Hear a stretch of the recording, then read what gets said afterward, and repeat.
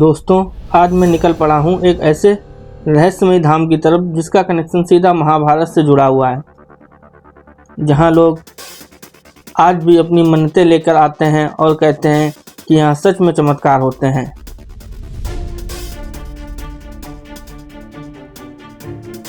नमस्कार दोस्तों, स्वागत है आप सभी का आपके अपने चैनल पर। मैं हूँ विनीत, जहाँ हम एक्सप्लोर करते हैं इंडिया के सबसे रहस्यमय धार्मिक और हिस्टोरिकल जगह। तो चलिए शुरू करते हैं आज का सफ़र।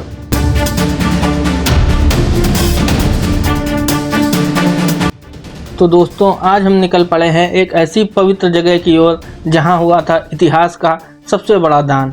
जी हां, ऐसा दान जिसके बारे में सोचकर ही रोंगटे खड़े हो जाते हैं। आज हम जा रहे हैं उस भूमि को महसूस करने, उस जगह को देखने जहां महाभारत के महान योद्धा बलवीर जी ने दिया था अपना शीश दान। वो दान जो सिर्फ एक बलिदान नहीं था, बल्कि धर्म, आस्था और समर्पण की सबसे बड़ी मिसाल थी। कहते हैं इतना बड़ा दान न पहले कभी हुआ और न शायद आगे कभी भी होगा। आज हम उसी पवित्र स्थल पर जाएंगे, उस धरती को महसूस करेंगे जहां ये अद्भुत घटना घटी थी। तो चलिए दोस्तों, आप भी हमारे साथ इस आध्यात्मिक यात्रा में जुड़ जाइए और महसूस कीजिए उस ऊर्जा को, उस इतिहास को जो आज भी वहाँ जीवित है। यहाँ रास्ते में एक सीएनजी स्टेशन मिल गया, तो हमने अपनी गाड़ी में सीएनजी फिल करवा ली और निकल पड़े आगे की यात्रा पर।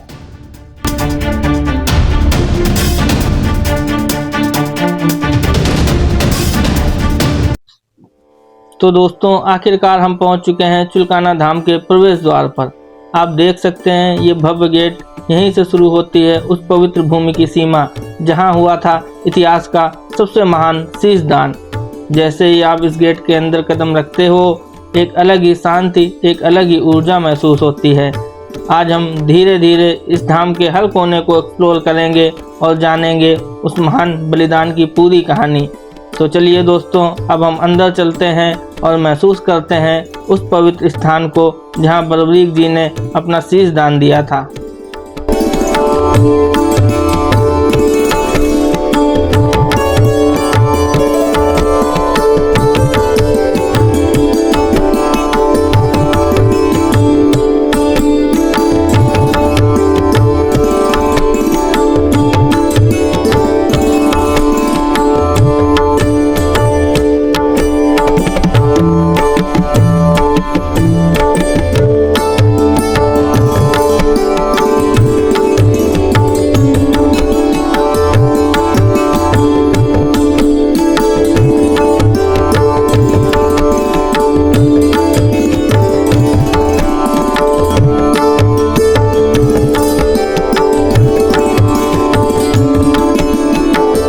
तो दोस्तों, मंदिर के अंदर प्रवेश करते ही सबसे पहले हमें बड़ा सा हॉल देखने को मिलता है, जहां भक्त थोड़ी देर रुककर आराम करते हैं और इस पवित्र वातावरण को महसूस करते हैं।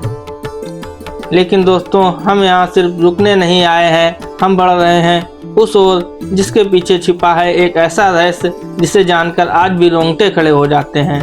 जी हाँ, हम जा रहे हैं उस पवित्र स्थान की तरफ जहां हुआ था महाभारत का सबसे अद्भुत और महान बलिदान। जी हाँ, वही स्थान जहां बलवीर जी ने दिया था अपना शीश दान।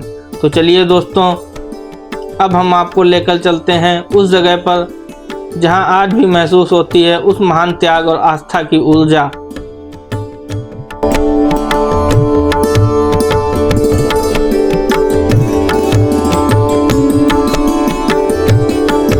तो दोस्तों, आखिरकार हम पहुंच चुके हैं उस पवित्र स्थान पर। जी हाँ, यही है वो जगह, उस वृक्ष के पास जहां महान योद्धा बलवीर जी ने दिया था अपना शीश दान। आप इस वृक्ष को ध्यान से देख सकते हैं। कहते हैं यही वो वृक्ष है जिसके पत्तों को बलवीर जी ने अपने अद्भुत बाणों से भेदा था। और सबसे आश्चर्य की बात यह है दोस्तों कि आज भी इस वृक्ष का हर एक पत्ता उसी तरह से छिदा हुआ दिखाई देता है। सोचिए उस समय की शक्ति कैसी रही होगी, वो संकल्प कितना मजबूत रहा होगा। ये सिर्फ एक कहानी नहीं है, ये उस अटूट भक्ति, त्याग और वीरता का प्रमाण है जिसे आज भी यहाँ आकर महसूस किया जा सकता है। जब आप इस जगह के सामने खड़े होते हो तो एक अलग ही ऊर्जा महसूस होती है, मानो इतिहास आज भी यहीं जीवित हो। यही वो धरती है दोस्तों जहां हुआ था दुनिया का सबसे महान शीश दान। तो चलिए अब हम इस पवित्र स्थान को नमन करते हैं और आगे बढ़ते हैं इस अद्भुत कहानी को और करीब से जानने के लिए।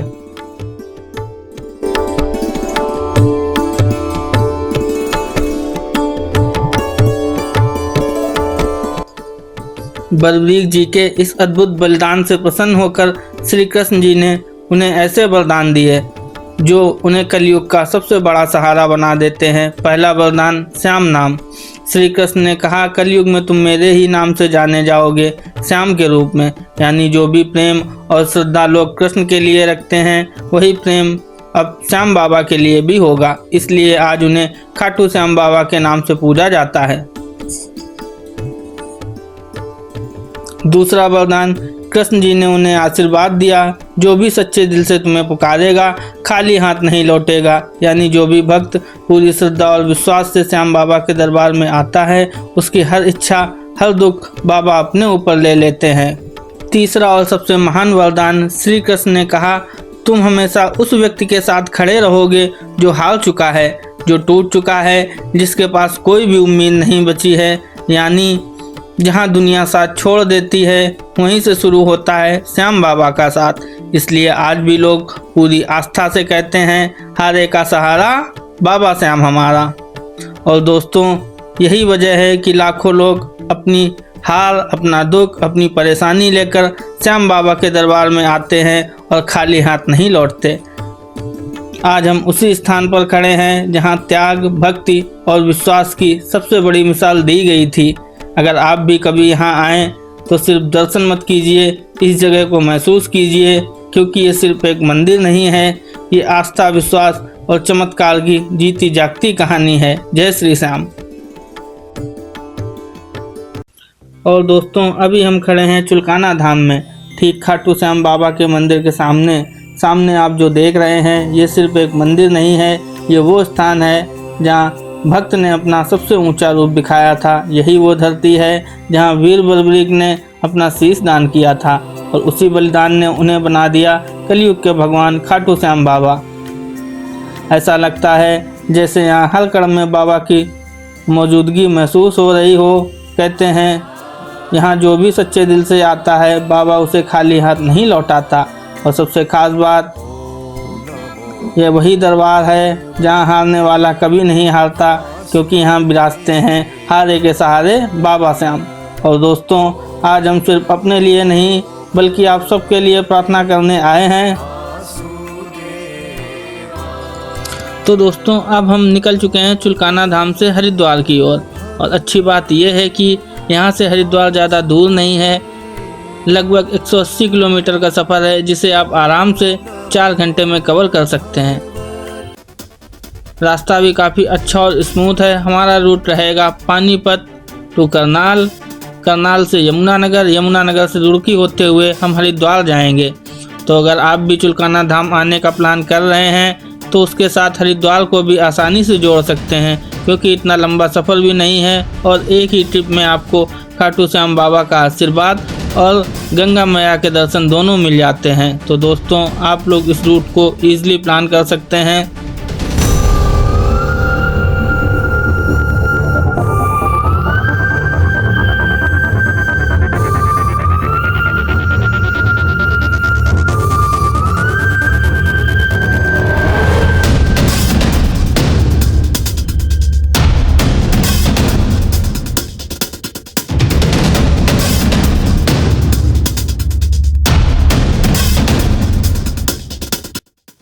तो दोस्तों अब हम आ चुके हैं राजा दक्ष के मंदिर में। हरिद्वार में हमने हर की पौड़ी, मां मनसा देवी और मां चंडी देवी के दर्शन का ब्लॉग पहले ही आपके साथ शेयर कर दिया है। अगर आपने वो वीडियो नहीं देखी तो ज़रूर जाके मेरे चैनल पर देख लीजिए। लेकिन दोस्तों एक बहुत महत्वपूर्ण और रहस्यमय स्थान अभी बाकी था और वो है राजा दक्ष का मंदिर। और अंजनी माता का मंदिर। तो इस ब्लॉग में मैं आपको इन दोनों पवित्र स्थलों के बारे में पूरी डिटेल में बताने वाला हूँ। यह सिर्फ एक मंदिर नहीं है, बल्कि इससे जुड़ी हुई है एक ऐसी कथा जिसने पूरे ब्रह्मांड को हिला दिया था। यही वो स्थान माना जाता है जहाँ माता सती ने यज्ञ कुंड में अपने प्राण त्याग दिए थे और यहीं से शुरू हुई थी भगवान शिव के क्रोध की सबसे बड़ी कहानी। तो दोस्तों, आज का ब्लॉग होने वाला है इतिहास, रहस्य और आस्था से भरपूर। तो वीडियो को पूरा ज़रूर देखना, क्योंकि आगे जो आप जानने वाले हैं वो आपको कहीं और इतनी डिटेल में नहीं मिलेगा।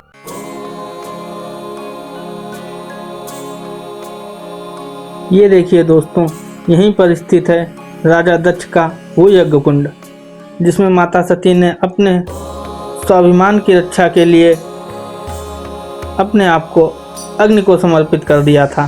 कहते हैं उस क्षण सिर्फ एक शरीर नहीं जला था, बल्कि एक युग का अंत हुआ था। उसी पल जाग उठा था भगवान शिव का रौद्र रूप, जिसने पूरे ब्रह्मांड को हिलाकर रख दिया था।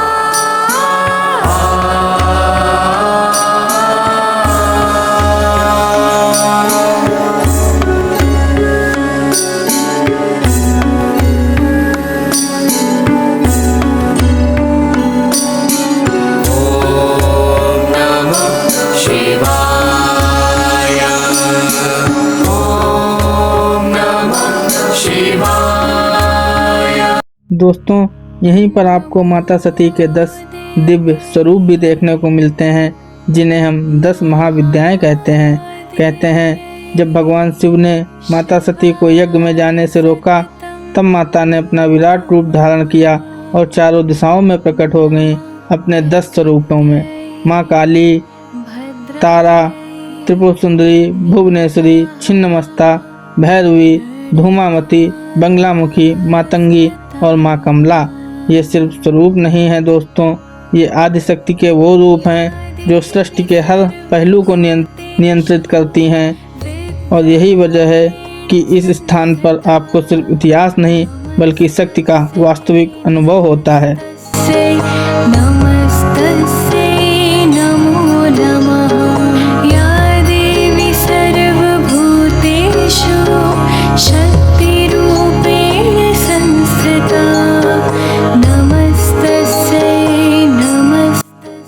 दोस्तों, अगर आप लोग हरिद्वार आ रहे हो तो राजा दक्ष के इस मंदिर में एक बार ज़रूर आना, क्योंकि ये बहुत ही पुराना और पौराणिक मंदिर है।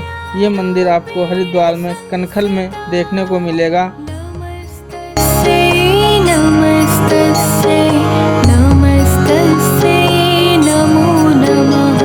तो दोस्तों, राजा दक्ष के इस पवित्र मंदिर के दर्शन करने के बाद अब हम निकल पड़े हैं एक ऐसी जगह की ओर जिसका संबंध सीधे जुड़ा है महाबली हनुमान जी की जन्म कथा से।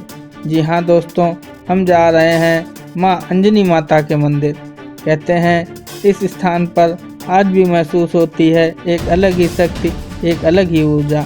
तो चलिए दोस्तों, देखते हैं आखिर क्या है इस मंदिर का रहस्य और क्यों यहाँ हर वक्त खिंचा चला आता है।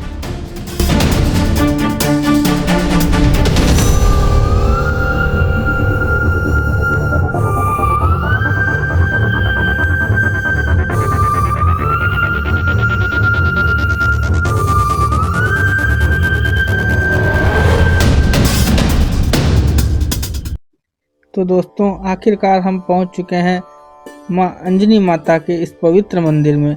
चलिए दोस्तों, इस दिव्य स्थान के दर्शन करते हैं और जानते हैं इसके पीछे की पूरी कहानी।